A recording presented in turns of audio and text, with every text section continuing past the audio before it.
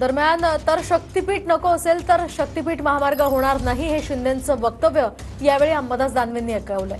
तर अंबादास दानवेंनी TV9 मराठीची ही clip यावेळी ऐकवली।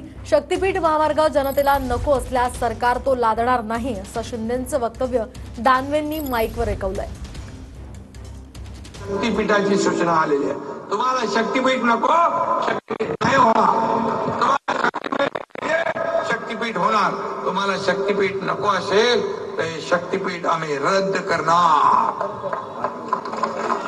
तुमच्यावर थोपून तुमच्या मनाविरुद्ध तुमच्या इच्छेविरुद्ध कुठलंही काम सरकार करणार नाही। तुम्ही सांगितलं शक्तीपीठ नको, शक्तीपीठ रद्द हा शब्द आहे।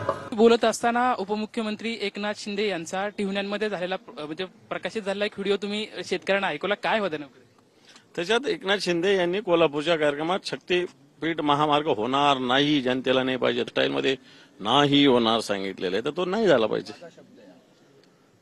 तर धार्मिक पीठाचं उन्नती आणि औद्योगिकासाठी चालना मराठवाड्यासाठी पण मिळणार आहे असं मुख्यमंत्र्यांनी म्हटलंय, त्यामुळे शक्तीपीठ हा व्हायला पाहिजे अशी त्यांची म्हणणं आहे। मला असं वाटतं रस्ते व्हावेत, पण ऑलरेडी आता समजा तुम्ही पाहायला गेले माहूरून औंढा ऑलरेडी रस्ता आहे, नागपूरहून तुळजापूर ऑलरेडी रस्ता आहे, तुळजापूरहून कोल्हापूर ऑलरेडी रस्ता आहे, कोल्हापूरहून गोव्याला जायचं ऑलरेडी रस्ता आहे। याचं एक्सपान्शन करा, मजबूतीकरण करा ना, एवढं म्हणणं आहे आमचं। रस्त्याला विरोध नाही आमचा, पण हा निधी आपण आता वेगवेगळ्या पद्धतीनं या शेतकऱ्यांना आवश्यक आहे। या शेतकऱ्यांना आपण मदत देऊ शकलेलं नाही।